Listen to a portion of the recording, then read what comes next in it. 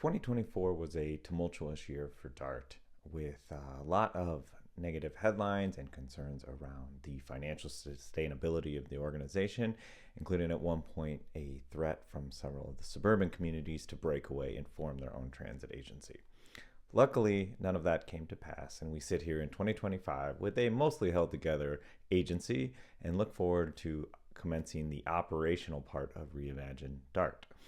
Notably, we did lose two more member communities, Grimes and Pleasant Hill, so the commission will be smaller moving forward, but their losses are small given their contribution size.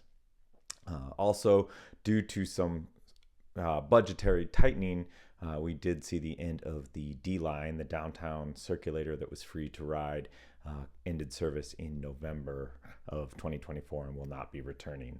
But in the meantime, we also did avoid what was potentially looked at 40% cut in service. So all in, we really avoided a worst case situation and outcome, which is the best. On the ground, there won't actually be much changing for 2025 from a service level perspective.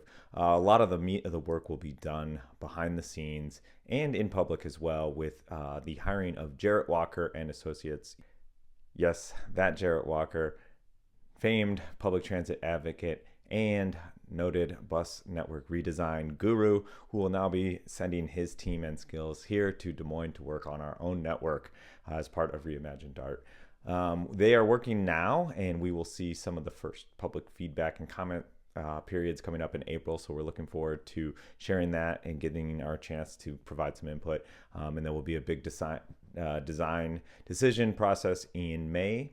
And then final sign off won't occur until December. So on the ground, public transit is going to look pretty much the same this year, save for some minor service changes, but that will lead into hopefully a new network, an enhanced network in 2026. Some of the things that I think we'll see based on Jarrett's work in other communities being recommended for changes. One is going to be more evening and weekend service. What we know now is that public transportation in the 2020s is used heavily by service sector workers, and those shifts don't correspond with 9 to 5 work like office workers did in the past. So I expect to see more routes that are prioritized around those service areas. Also, we'll probably see more connectivity at the malls, which are now growing employment centers in the service area, as well as generators of big ridership. So I think we'll see those used more as connection hubs. Hopefully we will also see more crosstown service and some routes that don't require going to Dart Central to transfer. These will be a little bit more expensive and complicated to operate, but they really enhance the service level for riders when they don't need to go into downtown and back out of downtown on nearly every trip.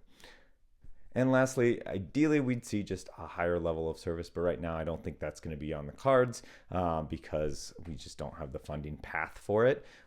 They will still continue to look for alternative funding methods. That's a longer conversation that we can talk about in another video. But right now, we are happy to hold still. So if you're a public transit rider or advocate for 2025, get out there, keep using the system as you are. Think about how it could be better, because we're going to have the chance to give our own input to the consultants and the DART Commission this year, and really set ourselves up for a 2026 that I think will be awesome to get a network that's really optimized for current travel patterns and hopefully continue to grow the service. Dart ridership continues to grow, and that's great. So if you're not already, get out there, use the bus for transit, buy a day pass, take a couple trips. It's really simple and streamlined these days with the app, and I think everyone should be out there riding. So thanks for following along, and get out there. We'll see you next time on the bus.